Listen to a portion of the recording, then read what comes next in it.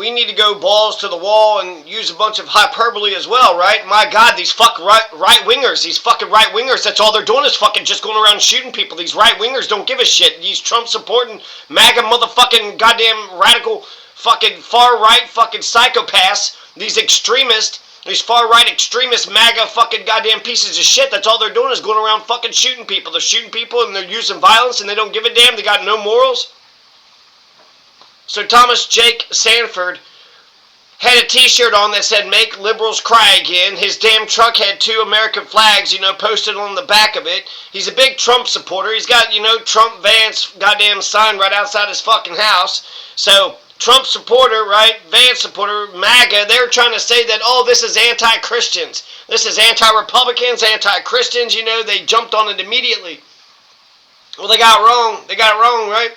Make liberals cry again, huh? Make liberals cry again. Let's see here.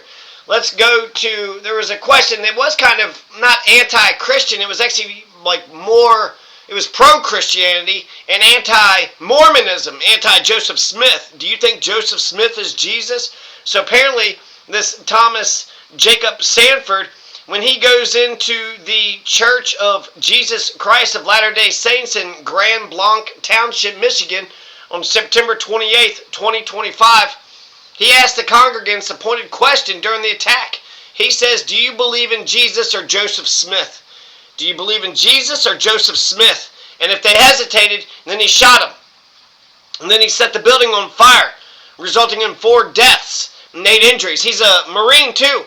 So he's a Marine. He saw combat in Iraq 2004 to 2008. So he's a part of, massacring over 1 million people. So he was a part of that movement right there, that, genocide against the Iraqis. We're still doing genocide against Palestinians. In fact, it was genocide, against the Native Americans in the beginning. It's kind of just fucking genocide all throughout the fucking history, right? I mean, for the brown people, brown and black people, that's just make way for the fucking Europeans, huh? According to eyewitness accounts circulating on social media and reported in local news, Sanford rammed his truck into the church, poured gasoline inside, then went through the building pointing a gun at worshipers. He allegedly asked them, "Do you believe in Jesus or Joseph Smith?" So he's actually being a true Christian, right? He's more Christian than the Mormons. He's being a purist. He was being a purist when it came to Christianity. Now, I could have asked them, I guess it's a quick operation, so you don't really have, time to do a little 10, 20 question bullet point, questionnaire. But just be interesting to know how well anybody really, you call yourself a Christian, yet you don't know a goddamn thing from the fucking Bible. You ain't a fucking Christian. You ain't a fucking Christian. That which you do to the least of my brethren, you do unto me. The last will be first, the first will be last. Love your enemy. Don't even have lust or hate in your heart. Murder is wrong, but even if you have hatred in your heart for your brother, then you have sinned. Turn the other cheek. Love thy enemy.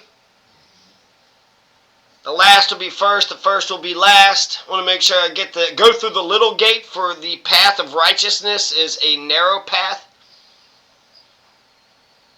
You love thy enemy because the sun sets on the good and evil alike. So, yeah. Love the poor, care about the poor, save the freedom, those who are imprisoned falsely. Free them. Care about the widow. Care about the stranger. Care about the poor. So he could have asked those questions, Let's see. He who is without sin cast the first stone. This detail aligns, Eli, lama sabachthani. This detail aligns with reports of Sanford's anti-LDS views, including a recent conversation where he questioned a local political candidate about Mormon beliefs like the role of Jesus, the Book of Mormon church history. Founder Joseph Smith, before calling the faith the Antichrist, authorities have classified the incident as targeted violence, though the official motive is still under investigation by the FBI. So yeah, it is actually sort of not against Christianity. He is a Christian. But he was saying that the Mormons are not Christians. The Mormons are not true Christians. So the Jesus Christ of Latter-day Saints, like, holy Jesus Christ. Jesus Muhammad Christ on a cracker. Jesus Muhammad Christ on a cracker of Latter-day Saints in Grand Blanc Township, Michigan. You know what I'm trying to say? So what the fuck? I mean, what are we going to do to stop these motherfuckers? They want civil war, right? I mean, these motherfuckers want civil war, and they're doing the civil war right away. These right-wing fucking MAGA fucking goddamn, extremist fucking movements, they're out of fucking control. They killed Melissa Hortman not just 3 fucking months ago. So they're killing Democratic lawmakers. When it comes to mass shootings, 75% of politically motivated mass shootings are, in terms of ideology, are right-wing. So that means the right-wingers are killing 3 times as many as left-wingers. They're the ones in power.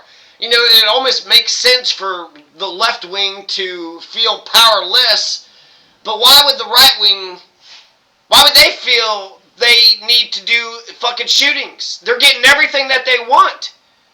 I mean, you could be shitty to trans people. You could say, just the F word, the B word, the N word. You could say all the bad words, right? You could just be a total fucking rat bastard fuck. So this is your day to shine in the sun. I mean, you're shitting on the trans, shitting on the immigrants, right? Fucking over the stranger, that which you do to the least of the brethren. Well, you love that shit, right? You get to fucking just have a party whenever you fuck over the least of your brethren.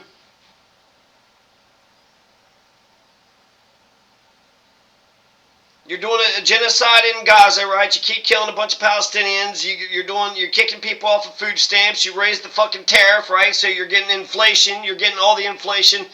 It's just, you got your fucking guy in there and you're getting all the things that you want. Why is your life still fucking miserable? Is it because maybe your material conditions need to be better? Maybe you could have, used some fucking health care. Maybe you could have used a stimulus check. Maybe a UBI check.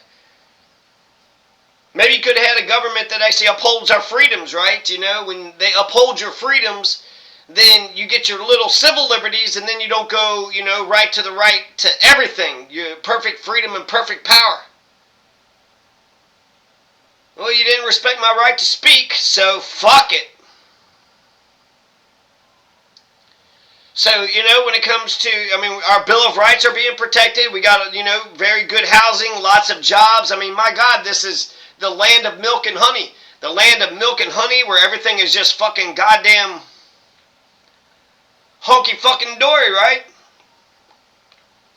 Just honky fucking dory. So since the MAGAts have everything underneath the sun, why would they be pissed off? What would make them fucking snap and want to fucking hurt a bunch of fucking innocent people for no fucking reason? Huh? He goes after the Mormons, the Jesus Christ Latter-day Saints. What about the Presbyterians, What about, who's the speaking in the tongues people? You got Protestants, Catholics, Baptists. Whole bunch of denominations, Which denomination was he? He was clearly more pure than... I want to read this quote here. I really like this quote here, and then we'll just cut it off, with this last quote. Should we listen to... We'll end it off with Greta, but let's come back to Greta. People lack accountability. Then they say, you could have talked to me. No, I couldn't. I couldn't talk to you. You don't listen. You deflect. You twist everything into an attack, and then you play the victim. Conversations with you aren't healing. They're exhausting, draining, emotionally suffocating. Every time I try to speak, it feels like walking through a maze of blame where my words are used against me, my intentions questioned, my emotions invalidated. I end up questioning myself, doubting my own perceptions, because nothing I say lands without being turned into some justification for your fucking narcissistic, psychopathic behavior. I've spent too long bending, softening, and framing my words to fit the narrative you want, hoping for connection, for understanding, for a simple acknowledgement of reality, but it never comes. Instead, there's defensiveness, twisting, manipulation, all while you act like the wrong party. And honestly, I can't and I won't invest my emotional energy in someone who consistently prioritizes winning over understanding, control over empathy, and excuses over responsibility. Oh, I fucking love that. I won't invest my emotional energy in someone who consistently prioritizes winning over understanding, control over empathy, excuses over responsibility. Winning over understanding. You win when you understand. Control over empathy. Maybe you could have got control if you learned how to fucking strategic empathy. Excuses over responsibility. Why take accountability when you could just make up excuses? Winning over understanding, control over empathy, and excuses over responsibility. I love that line. I don't know who wrote this, but it just, I could feel, somebody said this had something to do with the shooting. I don't owe my peace to someone who shows up only to argue, to gaslight, to manipulate, and then claim victimhood when the consequences of their actions are pointed out. Oh my God. I heard this argument on the radio where the guy was saying it was a terrible date because she was bragging about how much money she got from her divorce. She got a divorce, she's getting child support, and she's got a fucking alimony check. 50 fucking grand, for the next 10 years. That's pretty nice, huh? And then she's sitting there saying she deserved it, And he was kind of like, he's sitting there bragging about this shit, You're just sitting there bankrupting this fucking poor guy, and clearly the guy thought that, the alimony was a possibility, so it's almost like he's like, you are such an awful fucking person. Here's $50,000 for the next 10 years to get the fuck out of my sight. Get the fuck out of my life. I'll pay you 50 grand for the next 10 years so you can just fuck the fuck off. Alimony is such fucking bullshit. And then eventually she is on the phone and she just, kind of says, well, he was emotionally abusive and some other stuff. She didn't get into it. She didn't say why she fucking deserved it. She didn't fucking deserve it. She didn't fucking deserve it whatsoever. Who the fuck deserves to just sit on their fucking ass and not do a goddamn thing? Hit him where it hurts. But you said he's a good father, so? So, what am I trying to say here? There's this other woman that I was talking to, and she was trying to say, emotional abuse is something, but I feel like, couldn't the criminal feel like they're being emotionally abused if you were saying, hey, you came over here and you ransacked my whole house and you robbed me and raped all my kids and we're all, just crying and in pain and there's blood everywhere and damn you for doing something like that. How dare you do so? Hey man, you don't have to damn me. What's up with the strong rhetoric, I feel emotionally abused right now. I also wonder if these motherfuckers could use psychopath as a not guilty by reason of insanity. Your Honor, I'm a total fucking psycho. So, not guilty by reason of insanity. I don't have any empathy. Your Honor, I don't have any empathy for other people. I'm a total psychopath.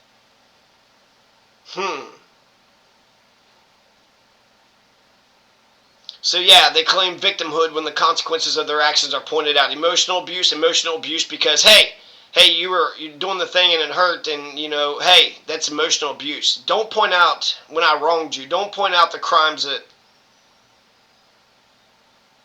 were done against you. That hurts my feelings. That's emotional abuse. No, it's not. That's not emotion. My time, my energy, my clarity, and my emotional well-being are precious, and I'm done sacrificing them for someone who refuses to engage honestly. My time, my energy, my clarity, and my emotional well-being are precious. I'm done sacrificing them for someone who refuses to engage honestly. I will protect my calm, my boundaries, and my truth, even if it means walking away from the illusion of connection you so desperately cling to but never truly embody. Yeah, I wonder, okay, so he's a right-wing, fucking MAGAt, but what was his problem? How come this MAGAt couldn't relate to somebody? William Glasser said that 95% of all seemingly crazy behavior is a person's inability to communicate with somebody that they love. So he couldn't talk to his mother, father, sister, brother, wife, children, grandparents, who? His neighbor, boss, who could he not talk to? He wanted to talk to, try to communicate with the person, but the person was just a fucking narcissistic, oppressor, abusive piece of shit. Always was an abuser, just kept being an abuser, never stopped the fucking abusing. And he just had it, and he just kind of said, fuck it all. Because really, I just wish people would reach out a little bit more to, other people. Because you can't just throw your fucking life away because you had one piece of shit that you really wanted to care. They wasn't going to give a shit. There's other people that, care. So, okay, you really wanted that person to give a shit. They won't. They can't. They don't give a shit. They won't. They can't. So, don't, Don't. Why keep fucking begging? Why keep banging your head up against the wall? Just to, do something reckless and dangerous just because they hurt you. One individual hurt you. I don't know. Seems like there was other options out there, Alright, Greta, go ahead. It makes us feel more motivated and determined than ever. But of course, as each day goes by, the genocide continues to escalate and the Palestinians are continued to be oppressed, mass slaughtered and starved. So the urgency of this mission cannot be overstated. But of course, as well, the closer we get to Gaza, the risk against us also increases. So we call upon each government to end their complicity in the genocide, and we call for them also to ensure a safe passage for our peaceful humanitarian mission. So we are 400 miles from Gaza, which means that Tuesday we are gonna reach the intersection point of the Madlin and then the Handara. Today, a flotta, which is like a group of activists that stand for the freedom of movement for all the people in the Mediterranean Sea, joined us again.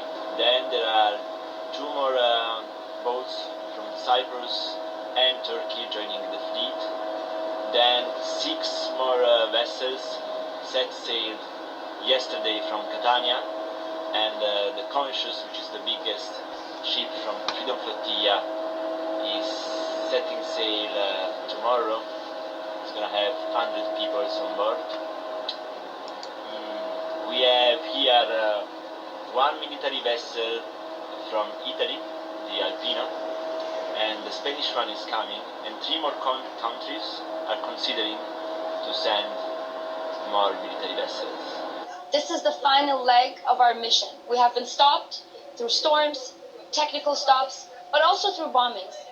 But none of that made us lose our hope. We are hopeful that we will reach the shores of Gaza, that we will break this illegal Israeli siege and deliver the much-needed humanitarian aid